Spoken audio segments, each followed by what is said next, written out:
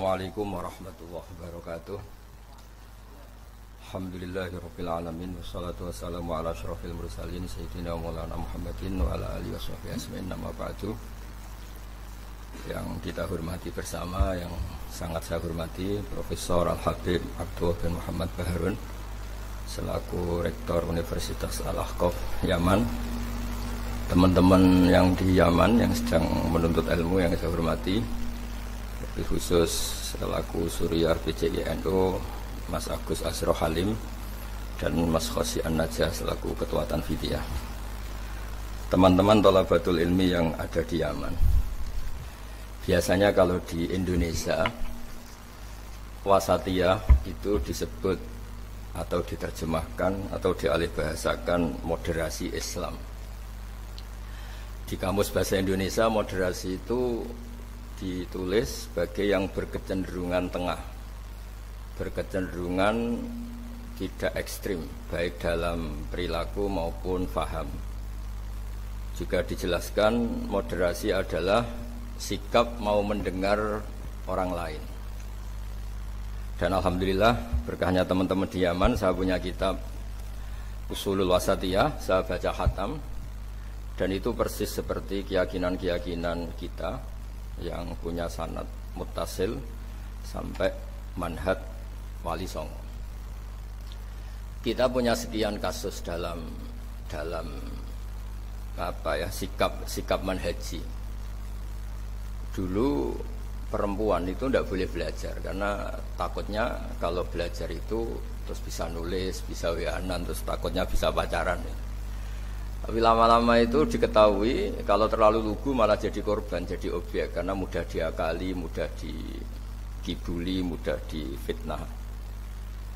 Begitu juga dulu ketika perempuan jadi polisi itu pertanyaannya itu aktivitas lelaki sehingga perempuan tidak boleh. Tapi setelah mendengar beberapa kasus kriminal misalnya pengedaran narkoba itu banyak yang disembunyikan di alat-alat yang khasnya perempuan. Sehingga semenjak dijelaskan polisi kalau itu narkoba disembunyikan di alat perempuan atau alat kelamin, kalau polisinya semua lelaki kayak apa? Sehingga terus mulai tahu pentingnya polisi perempuan. Begitu juga untuk ngecek kasus-kasus pemerkosaan. Itu kalau yang ngecek lelaki kebetulan tidak soleh, bisa tidak karu-karuan, itu kriminalnya semakin banyak. Kedokteran juga gitu dan seterusnya dan seterusnya. Ini barokahnya mau mendengar. Jadi mendengar itu penting, meskipun pendapat itu kita tidak cocok, tapi kalau mendengar itu penting. Dan awalu hadad din itu ya diperdengarkan. Dulu Rasulullah SAW pertama jadi nabi itu ya memperdengarkan orang. Beliau at-tahaddi bin nubuwah, memaklumatkan diri kalau sekarang beliau itu nabi. Dan barokahnya memperdengarkan itu ada logika nubuwah yang didengar oleh orang-orang kafir. Kemudian sebagian mereka itu Islam. Karena logika yang terbangun sudah ada, mainstream sudah ada. Misalnya kalau problem banyak, resiko banyak, ya Tuhannya harus banyak. Maka pertama Nabi jadi Nabi itu digugat dengan kalimat aja'alal alihata ilaha wahida inna hadza lasyai'un ujab. Masa urusan kita banyak, kemudian Tuhannya satu. Kalau urusan kita banyak, Tuhannya harus banyak. Itu logika mainstream saat itu. Sampai Nabi bikin logika tandingan, yaitu kalau kamu jadi buruh dan majikannya banyak, semuanya minta dilayani, semuanya minta diturutin, Anda yang bingung. Kemudian mereka setuju. Terus Nabi memberi satu pemahaman, Tuhan kamu adalah majikan kamu, Rabbukum sayyidukum. Dan itu kalau banyak, kamu akan bingung karena semuanya punya hak merintah, punya hak negur, terutama punya hak memberi sanksi. Itu yang disebut dorobawo masalah rojulan fihi syuraka umutasyakisuna wa rojulan salamal lirrojul. Nah logika-logika permanen ini yang disebut kita nggak boleh ekstrim karena semua cerita dulu Nabi itu sah ya, sah itu meskipun itu nggak pilihan, sah mendoakan umatnya kena azab kayak zaman Nabi Nuh, Nabi Soleh. Kalau mereka nggak nerima ajarannya, tapi itu pun setelah mimba dima ja'athumul bayinat atau sebagian ayat disebut hatta ta'tiyahumul bayinah. Jadi sanksi itu setelah kita memberi penjelasan kebenaran itu terang welo-welo, sejelas-jelas mungkin. Logika yang nggak bisa ditolak. Itu baru sah kita mengkutuk, baru sah kita menyalahkan. Sehingga semua nabi itu punya kemampuan fatona, kecerdasan yang orang itu nggak bisa ngelak. Dulu misalnya di fikih orang Madinah itu abkhosun nas, orang yang paling buruk dalam timbangan, orang yang sering transaksi tidak cash, tidak nakdan. Misalnya beli mangga masih pentil itu sudah dibayari dengan asumsi jadi mangga tua. Itu sudah perilakunya ahlul Madinah zaman itu begitu. Terus Nabi datang, ara'aita in mana Allahu at-tamrah fabima stahilu ahadukum ala sahibi. Kamu menjual dengan asumsi itu sudah mangga tua. Kemudian mesti harganya mahal. Bagaimana kalau masih pentil sudah kena musibah, kena angin? Lalu kamu mengambil uang itu atas nama apa? Atas nama mangga tua nyatanya yang didapat pentil, atas nama pentil masa iya harganya sebanyak itu. Akhirnya ada kesadaran bahwa muamalah seperti itu tidak sehat, tidak benar itu. Begitu juga logika-logika tentang ada seseorang pemuda yang mau masuk Islam tapi syaratnya dibolehkan zina. Sampai geger karena itu enggak etis. Ketika geger-geger Nabi tanya, ada apa itu? Ada syabun yadkhulu fil Islam tapi yasta'zinu fi zina. Dia tetap izin bisa zina. Kata Nabi, sudah enggak apa-apa suruh sini ya. Setelah ketemu Nabi mau mengset ya, membuat logika yang luar biasa. Atau hibbuhu li bintik, kamu suka kalau punya putri kemudian jadi demenannya orang, jadi dizinain orang. Ya enggak. Kamu suka kalau perilaku itu ada di ibu kamu. Hidung belang menjadikan ibu kamu objek seks ibu itu. Hidung belang itu ya enggak terima. Atau hibbuhu li bintik, atau hibbuhu li ummik, atau hibbuhu li kholatik, li amatik. Nabi itu ngulang berkali-kali. Sampai pemuda tadi menyimpulkan betapa buruknya zina. Bagaimana kalau korban itu anak saya, ibu saya, bule saya, budi saya, dan seterusnya. Semenjak itu kata beliau, kata pemuda tadi sama masuk Islam tanpa persyaratan boleh zina, dan zina itu abbahasya, sesuatu yang sangat buruk. Nah ini yang harus dilatih terus oleh sikap-sikap yang nyun sewu bisa disebut ekstrim, karena harusnya logika-logika Islam itu dipahami secara baik. Sehingga beberapa kali larangan-larangan manhiyat juga Allah menyebut innahu kana fahsyata wa matta wa sa'a sabila. Jadi disebut itu buruk sekali. Misalnya pembunuhan, bagaimana kalau itu anak kamu, korbannya keluarga kamu. Sadis juga gitu, bayangkan kalau itu korbannya anak kamu. Sehingga dari baca ini kitabnya Sayyid Abdul Harun, saya alhamdulillah baca, dan saya baca mungkin 2 jam khatam karena memang pola itu pola mainstream. Jadi penting membaca kitab dengan mudah dan gamblang itu penting, karena itu artinya ada mindset bersama, ada pikiran bersama yang kita terimanya itu sudah sayyuhal lisyaribin, nyaman. Jadi kalau saya baca kitab itu ukurannya gampang, kalau saya baca kok nyaman gampang berarti ya sepikiran, karena ya memang mindset yang sama. Dan ciri utama kebenaran itu harus dicatat sayyuhal lisyaribin. Jadi kebenaran itu harus mudah dicerna. Caranya gimana ya? Tadi saya ulang lagi, kita harus mau mendengar.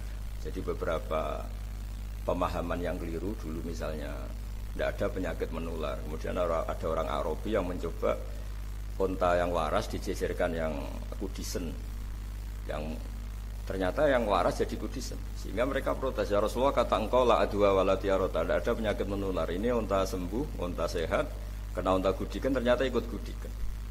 Lalu sama Nabi dibenarkan, faman adal awala, lalu yang nulari yang pertama siapa? Itu asli ya Rasulullah dari Allah. Nah, ternyata pemahaman tadi dikira penyakit nggak boleh menular, itu dicoba yang sakit dijajarkan yang sehat, tapi Nabi membenarkan, maksud saya awal penyakit itu dari siapa? Tentu dari kehendak Allah Subhanahu wa taala. Nah, di sini akhirnya ada logika bersama bahwa untuk menghadapi sesuatu itu pentingnya mendengar. Kemudian yang terakhir, dan saya mohon nanti diskusinya tentang kitab ini, al-ghulu wa takfir. Di mana-mana itu yang namanya nabi itu ya orang kafir dijadikan sebagai muslim, orang baik juga gitu. Di mana-mana orang baik inginnya yang fasik jadi soleh, yang soleh bodoh menjadi soleh pinter, yang setengah pinter menjadi pinter banget, syukur-syukur jadi wali. Nah logika-logika itu harus permanen. Di mana-mana ya inginnya kita itu ya yang enggak baik jadikan baik. Ini bukan kebalik, yang sudah baik dikafirkan, yang sudah anggota dikeluarkan. Itu aja secara organisasi masalah kan. Jadi takfir itu sebenarnya tidak usah dalil sudah jelas, masa yang sudah masuk dikeluarin. Yang di luar saja difasilitasi kulil ladzina kafaru iyantahu yughfar lahum ma qad salaf. Kalau kamu mau masuk Islam, fasilitasnya itu yughfar lahum ma qad salaf. Masalah-masalah kamu, dosa-dosa kamu akan diampuni. Jadi tahu-tahu orang yang min ahli la ilaha illallah karena kesalahan tertentu, entah pegang patok kuburan, entah apalah peringatan sesajen langsung dikafirkan. Ini kan jadi aneh. Padahal acaranya tahlilan. Menjadi aneh karena satu kalimat sing dakhala bihal kafiru al-islam. Satu kalimat yang menjadikan orang kafir menjadi Islam. Kemudian dengan kalimat yang sama orang Islam hanya menjadi kafir hanya karena pegang patok kuburan atau karena acara-acara tahlilan yang dianggap khurafat. Ini kan jadi aneh dengan kalimat yang sama, yang satu berstatus mengislamkan, yang satu berstatus mengkafirkan. Nah, sering mendengar gini insya Allah menjadi luar biasa. Masyhur itu dicerita di Bukhari dan saya senang cerita itu. Ada orang syaribul khamri, mulai dulu memang muhibbinnya Kiai itu macam-macam. Dia itu syaribul khamri, tapi kalau nggak di masjid nggak senang. Dia sukanya di dekat-dekat masjid karena dia nggak mau jauh dari tempat orang soleh. Sehingga ketika dikhat oleh Nabi karena keseringan minum sampai wakana yulaqabu khimaron, di Bukhari disebut orang itu panggilannya khimar. Tapi ketika sahabat mulai melaknati dia, kata Nabi la tal'anuhu fa innahu yuhibbullaha wa rasulah. Kamu jangan melaknati pemuda itu, bagaimanapun dia senang Allah dan Rasul. Itu di bab tobat, di beberapa bab di kitab Ihya dijelaskan, sama masih ingat kalimatnya. Falam yukhrijhu bil ma'siyah anil mahabbah. Nabi tidak mengeluarkan orang itu dengan salahnya dia syurbul khamri, tidak dikeluarkan dari status mahabbah. Falam yukhrijhu bil ma'siyah anil mahabbah. Karena ya maksiat itu desainer hawa nafsu dan itu biasanya zallah. Zallah itu tidak status. Tapi kalau mahabbahnya seorang mukmin pada Rasulullah itu status. Dia tahu Rasulullah itu orang benar, maka dia ingin mahabbah. Ya, karena dia punya nafsu, terus ada zallah. Jadi harus dibedakan mana status, mana zallah. Kita orang Indonesia ya loyal sama Indonesia, kita KTP Indonesia, kartu anggota keluarga ya Indonesia.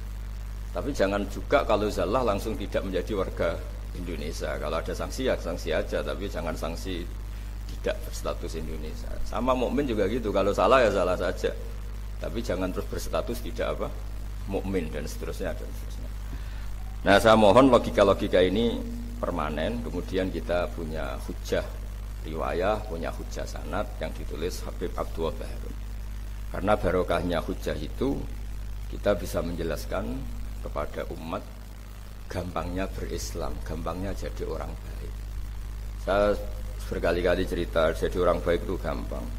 Apalagi kita ini alhamdulillah senang makan, senang tidur, senang guyon, senang. Ya kalau kita jadi orang baik itu kan gampang. Artinya gampang gimana? Ketika semalaman kita guyon, anggap saja itu tarkul ma'asi. Ya barokahnya guyon sama teman-teman, bakas terong bakar, bakas makan-makan. Akhirnya malam itu tidak dugem, tidak maksiat. Barokahnya tidur semalaman, ya barokahnya tarkul ma'asi kuliah. Ya udah gitu. Tapi kalau kamu jadi Islam ekstrim kan, santri kok tidur semalaman, kapan belajarnya? Harusnya pertanyaan dibalik. Alhamdulillah tidur semalaman. Kapan kamu bisa maksiat kalau tidur terus? Ya barokahnya tidur terus, nggak ada waktu maksiat. Jadi kaidah-kaidah yang kita pelajari zaman ngaji itu, bahwa yang dikatakan taat itu apa? Imtithalul awamir wajtinabun nawahi. Ya sudah. Barokahnya tidur itu istinabun nawahi, nawahi kuliah bahkan karena tidur tadi. Nah barokahnya cara pandang yang mudah, sederhana. Itmamin mubakhin illa wa yatahaqqaqu bihi tarku haramimma. Fa'il zamu minas sukun tarkul qatli wa minas sukut tarkul qadzaf. Itu ada di kitab Lubul Usul. Orang itu kalau melakukan mubah, pasti saat melakukan mubah itu ada tarkul haram. Tarku haram mimma, akan meninggalkan haram apa saja. Makanya perilaku kiai-kiai ya gejol-gejolkan, santri ya gejol-gejolkan. Itu bukan nilai gejol-gejolkannya, tapi istildat bil mubahat, nyaman dengan hal-hal yang dibolehkan Allah.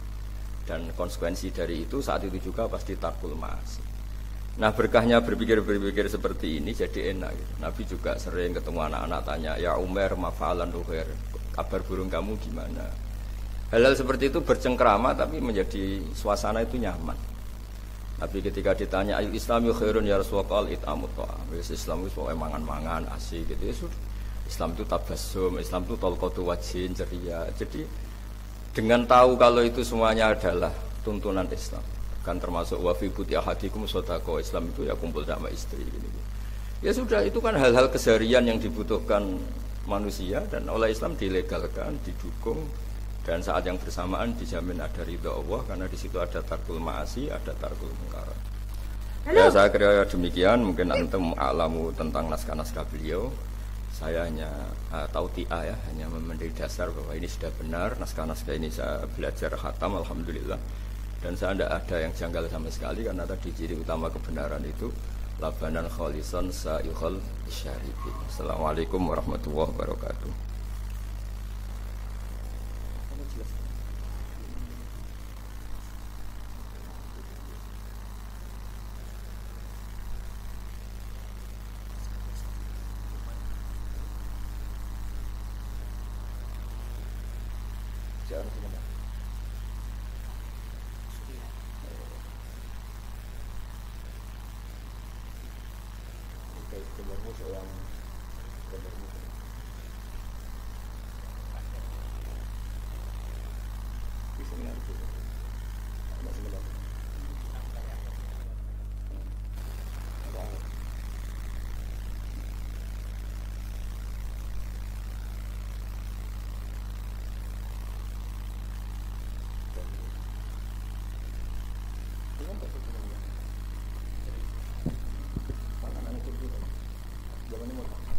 Waalaikumsalam warahmatullahi wabarakatuh. Syukron katsiran.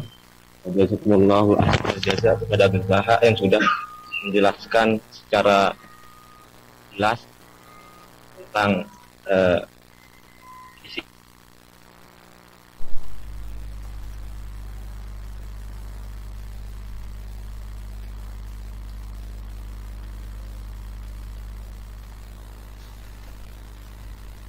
Mungkin kita langsung beralih terhadap sesi selanjutnya, yaitu tanya jawab dari peserta webinar. Baik pertanyaan itu disampaikan via komentar di YouTube ataupun dari via chat via Zoom.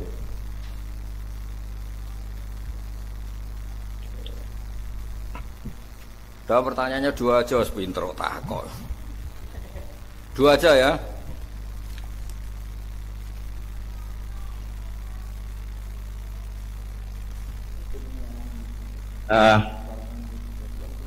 Ini ada beberapa pertanyaan yang masuk kepada link kami. Yang pertama itu dari saudara Upi Star tentang Syekh. Beliau pengen bertanya tentang trik Rasulullah dalam menghadapi orang yang ulu biar hati ini terus adem dan tidak jengkel terhadap orang tersebut. Di pertanyaan tentang masalah Rasulullah menyikapi orang yang terlalu ekstrim atau hulu, bagaimana menyikapinya? Langsung kami serahkan kepada Gus Daha untuk menjelaskan kami. Bismillahirrahmanirrahim. Itu banyak sekali ya cerita-cerita orang yang cara berpikir ekstrim ya, baik cara mendidik istri. Contoh paling gampang yang dalam keseharian perilaku sosial itu misalnya tentang perempuan, tentang istri. Kata Nabi, perempuan itu didesain atau diciptakan dari mindilain a'wad, dari iga yang bengkok. Jadi kalau kamu memaksakan langsung lurus pasti patah, dan kalau kamu biarkan tetap bengkok. Dari situ aja sudah kelihatan Nabi itu ingin satu asumsi bahwa jangan paksakan suatu itu langsung lurus, karena desainnya sudah mindilain a'wad. Sama seperti manusia, desainnya sudah al-insan mahalul khotok wan nisan. Kemudian Anda memaksa harus benar, itu kan jadi aneh. Wong mahalul khotok kok kamu paksa benar itu. Begitu seterusnya. Jadi pentingnya baca, pentingnya begitu juga tentang Nabi Adam. Pertama yang dikenalkan kita tentang Nabi Adam ya, beliau secara lahir diusir dari surga karena kesalahannya. Meskipun ada jawaban-jawaban tentang mimbabi hasanatil abrar sayyatul muqarrabin. Itu kan terus menjadikan orang itu begitu nyaman. Saya punya cerita, ada seorang guru dulu zaman Mbah Zubair ngaji di sarang, terus pulang ke Hajen. Dia merasa belum pinter, beliau merasa belum pinter, nggak berani ngajar, takut salah. Itu sama mas saya kajian disebut takut salah itu keangkuhan. Kamu tidak nabi kok takut salah, biasa aja kan. Jadi barokahnya pemakluman lah terhadap fitrah-fitrah keterbatasan kayak al-insan mahalul khotok wan nisan. Ada keterbatasan manusiawi ini yang menjadikan kita dilatih untuk tidak ekstrim. Terus kedua, kata Nabi, bayangkan kalau itu keluarga kamu, itu anak kamu. Mungkin kalau kita dimaki-maki orang atau disalah-salahin orang kita jengkel. Bayangkan kalau itu anak kita. Bayangkan kalau itu keluarga kita. Masyhur itu di versi kitab Hikam, Syarhul Hikam itu. Di antara kenapa Nabi Ibrahim disuruh menyembelih anaknya. Ini versi Syarhul Hikam. Di awal juz 2, saya beri penjelasan awal juz 2. Itu di situ dijelaskan. Jadi Nabi Ibrahim mengertikan, diangkat ke alam malakut, kemudian sama Allah ditanya, gimana dengan orang-orang yang maksiat di bumi saya? Kata Nabi Ibrahim, ya kira-kira ahlikum ya Allah, karena innahum, mereka makan rezeki engkau, akalu rizqoka, kemudian asauka, mereka mendurhakai kamu. Engkau ya Allah, asauka mendurhakai engkau. Sampai ada contoh maksiat yang macam-macam. Dan Allah langsung nurutin. Suatu saat Allah minta supaya Nabi Ibrahim menyembelih anaknya. Nabi Ibrahim menjawab, innahu samratu fuadi, itu buah hati saya, bagaimana saya sembelih. Terus kata Allah, kamu dulu apa anda ingat ketika di alam malakut usul begini-begini saya turutin. Dan sekarang saya usul kamu nyembelih anak kamu gak terima, alasan kamu itu anak kamu. Itu yang kamu usulin saya bunuh, itu hamba saya yang menciptakan saya, dan saya arham bi ibadi, saya itu sangat sayang. Enak saja kamu usul bunuh-bunuh gitu. Semenjak itu Nabi Ibrahim jadi awwah, jadi halim munib gitu. Ya sama seperti itu. Kalau kamu jadi keamanan pondok itu nasir orang seneng. Coba kalau yang nakal itu punya mbak Yu cantik yang kamu bidik mbak Yunya, itu berat betul itu mau nasir itu, karena kamu punya kepentingan. Makanya saya sering guyon, kalau ada pembantu mecahkan piring kok dimarahin, pasti tidak cantik. Karena marahin orang cantik itu susah. Karena ya, artinya ya orang itu banyak kepentingan. Kalau ada orang nyulayani janji kok kamu marah, karena orang itu tidak punya jasa. Coba kalau orang itu ngutangi kamu 1 miliar, terus dia nyulayani janji, kamu tidak bisa marah, nggak ditagih sudah seneng. Jadi sebetulnya kita marah itu bukan murni karena kesalahan orang. Kebetulan yang salah itu tidak orang yang berjasa sama kita, orang yang kita tidak punya harapan, dianggap orang nggak penting. Coba kalau yang salah itu perempuan cantik yang kamu seneng, atau orang yang bisa melantarkan kamu ke tempat pekerjaan, yang bisa mengasih status kamu, salah kayak apa, tanpa dia minta maaf sudah kamu maafkan. Nah seperti ini tuh melatih kita untuk tidak hulu, tidak ekstrim. Karena ternyata ekstrim kita ini berdasar nyuwun sewu nafsu juga. Kamu bisa marah sama orang yang ngutangin kamu, marah sama orang yang kira-kira itu adiknya kamu lamar. Kalau santri sudah tua-tua itu mungkin ngelamar buliknya, mungkin kalau sudah. Nah, itu kan kelihatan. Ya, makanya kita dilatih ada idhamul minnah ya, perasaan bahwa orang lain itu berjasa ke kita, supaya merasa utang jasa lah sama banyak pihak itu. Nah, kalau jalan-jalan di daerah-daerah kemudian ada masjid, itu sadar Islam yang ngurusi tidak hanya saya, di mana-mana ya ada Islam, dan itu pengurusnya tidak kita. Kamu jalan-jalan di mana-mana kita yang keluaran pondok-pondok besar, mungkin melakukan Islam ya ngajar di pondok, di madrasah. Tapi yang di pedalaman sana mungkin hanya seorang mudin, bahkan seorang PNS. Makanya Mbah Mun sering pesan suatu saat yang membawa Islam kemana-mana itu PNS. Karena PNS barokahnya dia muslim, dia di daerah tertinggal pun sama negara difasilitasi ada masjid, ada musola. Karena departemen-departemen di Indonesia pasti disediain fasilitas musola atau masjid. Barokahnya itu Islam menyebar di mana-mana. Karena konsekuensi dari pegawainya yang muslim sama negara dibikinkan masjid. Dan barokahnya yang bikin negara semuanya tertata rapi langsung jadi. Coba kalau kita yang ke desa-desa tertinggal, kita sendiri miskin, mau cari sumbangan juga sama orang yang belum peduli sama Islam. Tapi kalau Anda dokter misalnya masuk ke pedalaman Irian, karena Anda dokter muslim sama negara difasilitasi ada musola, ada masjid. Dan karena Anda tugas negara, dilindungi keamanannya di macam-macam. Makanya kata Mbak Mun, kamu harus tahu hak suatu saat yang menyebarkan Islam itu ya PNS. Ya tentu santri pastilah, santri kiai pasti. Tapi juga kita nyadari di beberapa negara non muslim ada masjid besar ya bawaannya kedutaan, karena kedutaannya muslim, kedutaan kita muslim, barokahnya itu dibikinkan masjid. Itu juga mahasiswa-mahasiswa akhirnya ikut punya masjid di beberapa negara Eropa, di Amerika Latin, itu barokahnya ada kedutaan muslim, misalnya Indonesia atau Arab Saudi, terus diberi fasilitas agama dan seterusnya. Dari cara mengakui orang lain itu terus berpikir ekstrim, tidak, ternyata yang kontribusi pada Islam itu banyak, yang menyebarkan Islam ke dunia itu banyak. Barokahnya itu kita nyuwun sewu tidak mudah menyalahkan orang lain, tidak merasa paling mengawal Islam, tidak merasa paling berjasa. Ya saya kira demikian. Ya masih sekali lagi ya, sudah cukup ini, sudah pinter kok tanya.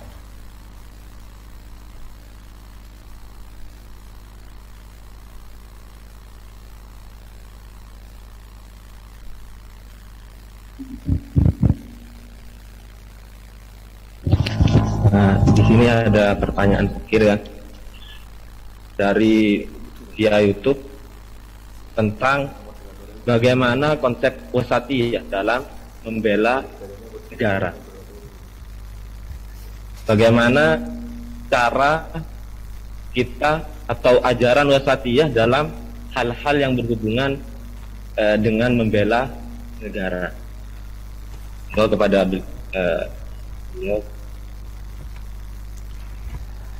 Bismillahirrahmanirrahim. Kalau wasatiyah ya sampai level berbeda negara ya, beda komunitas. Sebetulnya ada membela negara. Oh, membela negara. Dalam ya jadi pamilih dari negara tersebut. Kalau sampai membela negara dengan arti menjaga wahdatil ummah, ya kita tetap pakai fikih saja. Misalnya kita tetap senang kalau al-mukmin itu siapa, al-muslim itu siapa. Al-muslim itu man salim al-muslimun min lisanihi wa yadihi. Orang Islam itu orang yang orang lain itu tidak mendapat kesulitan karena perilaku dia ya, baik perilaku lisan maupun perilaku min lisanihi wa yadihi. Jadi kita dukung stabilitas negara. Kalau negara ini kacau juga orang Islam dari pekerjaan susah. Kalau negara stabil kan tidak yaktulu ba'duhum ba'da, tidak saling bunuh, tidak saling apa. Tapi kalau barokahnya kita dukung negara dengan makna stabilitas terjaga kan, yang orang-orang miskin bisa kerja di pabrik, guru-guru bisa ngaji, orang Islam bisa sholat nyaman. Jadi sebetulnya mencari dalil-dalil gitu itu mudah. Dalam keseharian kita pasti komitmen pertama orang di biat Allah atau akhdul mitsaq itu ya la tasfikuna dima'akum wa la tukhrijuna anfusakum min diyarikum. Orang tidak ditumpahkan darahnya, tidak diusir atau tercerabut dari komunitasnya. Caranya gimana? Ya negara ini harus stabil. Nah, caranya stabil gimana? Ya kita tidak ngambil sikap-sikap yang kontraproduktif, yang ekstrim.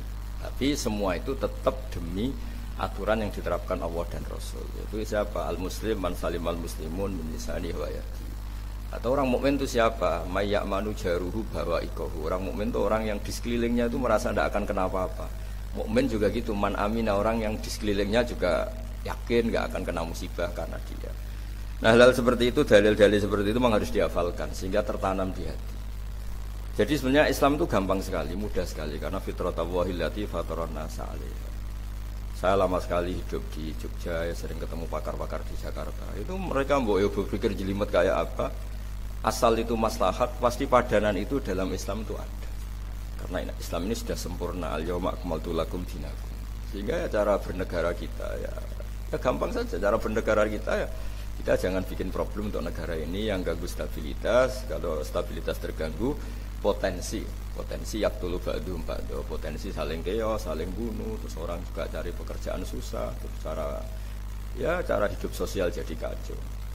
Nah, saya ingin hal-hal seperti ini tertanam sehingga kita bernegara itu ya tetap diilhami atau dipandu oleh hukum-hukum Allah Subhanahu wa taala. Sebut awa mangkana maitan fa ahyaynahu wa ja'alna lahu nuran yamshi bihi finnas. Jadi Allah tidak ngendikan fil madaris wa fil masajid, tapi ngendikan yamshi bihi finnas, nuran yamshi bihi finnas. Kita ketemu siapa saja itu dipandu nur. Misalnya saya ketemu orang bodoh, wajib aliyah ta'limuh wa irsyadu. Saya harus mengajarkan dia.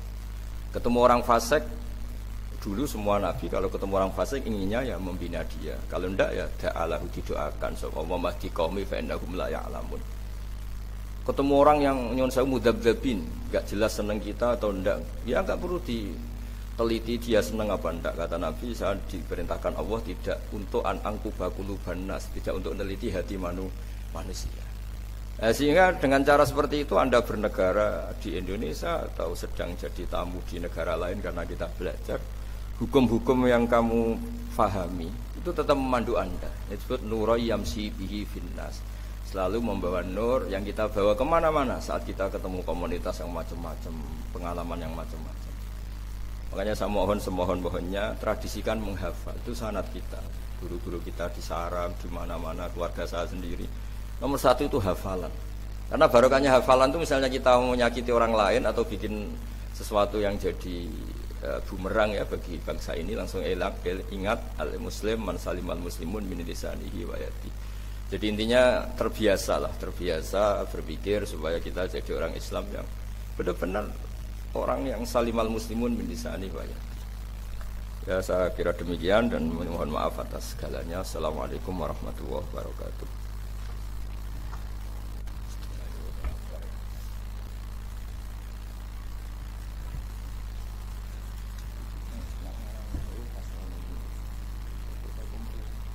Waalaikumsalam warahmatullahi wabarakatuh.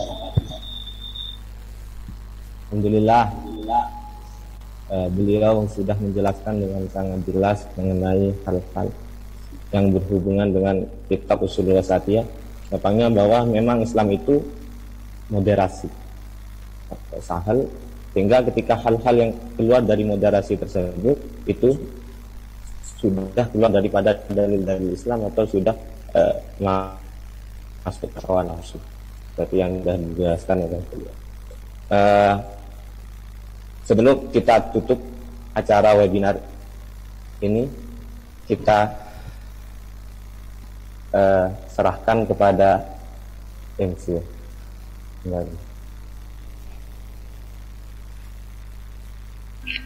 Terima kasih kepada moderator yang telah menyerahkan waktunya. Dan acara selanjutnya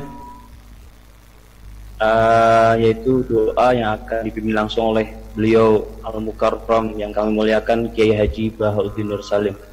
Kepadanya kami persilahkan. Al-Fatihah. A'udzubillahi minasyaitonir rajim. Bismillahirrahmanirrahim. Alhamdulillahirabbil alamin arrahmanir rahim. Iyyaka na'budu wa iyyaka nasta'in. Ihdinas siratal mustaqim. Siratal ladzina an'amta 'alaihim ghairil maghdubi 'alaihim waladdallin. Bismillahirrahmanirrahim. Rahmatuka ya Ghafur ya Syakur. Shalli wa sallim barik ala sayyidina Maulana Muhammadin sallallahu alaihi wasallam. Allahumma ya bi haqqi dzatikal aliyyah ij'alna aminin mutmainin alladzina la khaufun 'alaihim wa lahum yahzanun waj'alna salimin wa min mu'afin min kulli bala'in ya akhir. Allahumma arham mata habibika Muhammad wa aslih mata habibika Muhammad wa tajawaz mata habib Muhammad waj'al ya wa bainahum mawaddatan wa tawaddatan fika ala kafika. Allahumma ya Allah alif baina qulubina wa aslih dzata bainina. Allahumma alif baina qulubina wa aslih dzata bainina. Allahumma alif baina qulubina wa aslih dzata bainina. Waj'al hayatana ya wasiyatan lana fi kulli khairin wal mauta rahatan lana min kulli syarrin. Waj'al ya ilahana ya Allah hadhihi balda wa sayra biladil Islam ya Allah aminatan rakhiyah mutmainnatan ya Allah tajri fi ahkamu. Waj'alna ya Allah mimma yarjuka daiman wa fi kulli hal. Adrikna ya Allah daiman fi kulli hal bi alaika wa na'maika hatta ya Allah sallamtana fi kulli harakatina wa sakatina wa hatta nakuna mutmainnin aminin alladzina la khaufun 'alaihim wa lahum yahzanun. Rabbana atina fid dunya hasanah wa fil akhirati hasanah wa qina adzabannar. Wa sallallahu ala sayyidina Muhammad wa ala alihi wa sallam. Subhana rabbika rabbil izzati amma yasifun wa salamun alal mursalin walhamdulillahi rabbil alamin. Sirrul Fatiha. Surah Al-Mustaqim.